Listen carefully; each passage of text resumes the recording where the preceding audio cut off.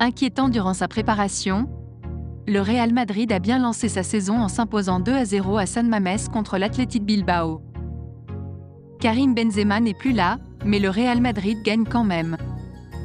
Dans la cathédrale de San Mamés, on a vu le premier but de la saison de son remplaçant Rodrigo à la 28e minute, mais surtout le premier coup d'éclat génial de Jude Bellingham à la 37e minute. Sportivement, Carlo Ancelotti peut avoir le sourire après avoir réussi cette première grosse échéance au Pays Basque. Le point noir du match est la sortie sur blessure d'Eder Militao. Se plaignant du genou, le Brésilien était en larmes au moment de son remplacement par Antonio Rudiger. Inquiétant dans la même semaine que la grave blessure de Thibaut Courtois.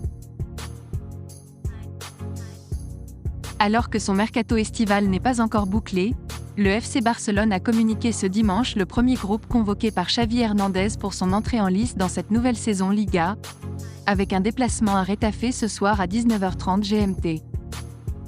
Pour imiter son rival, le Real Madrid vainqueur à San Mamés samedi soir 2-1, le technicien catalan pourra notamment compter sur quelques recrues, comme Ilkay Gundogan ou encore Oriol Romeu, inscrits il y a à peine quelques heures auprès de la Ligue. On retrouve également plusieurs jeunes prospects qui ont brillé durant la préparation estivale, comme Fermín Lopez 20 ans, buteur face au Real Madrid, ou encore l'international espagnol Lamine Yamal 16 ans, passeur décisif face à Tottenham lors du trophée Juan Gamper.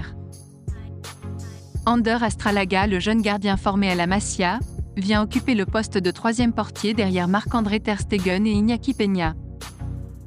Pas dans les plans du coach, Clément Langlais et Serginho Dest sont absents de la liste.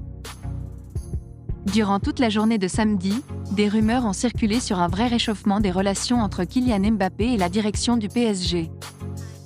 Rumeurs fondées sur une longue discussion entre le capitaine des Bleus et Luis Campos hier en marge de PSG Lorient. Comme révélé par RMC Sport, cette reprise du dialogue quant à une prolongation de Mbappé au-delà de juin 2024 s'est matérialisée concrètement ce dimanche matin au campus PSG où l'attaquant a repris l'entraînement avec le groupe de Luis Enrique, et non plus dans le loft. S'il est encore bien trop tôt pour présager d'une signature de Kylian Mbappé ou de concession de QSI jusqu'à présent intransigeant sur sa volonté qu'il prolonge ou quitte le club, ce premier pas est plus qu'encourageant. Au PSG, on communique sur des discussions constructives ces dernières heures entre les deux parties. Discussion à l'origine de ce changement de cap.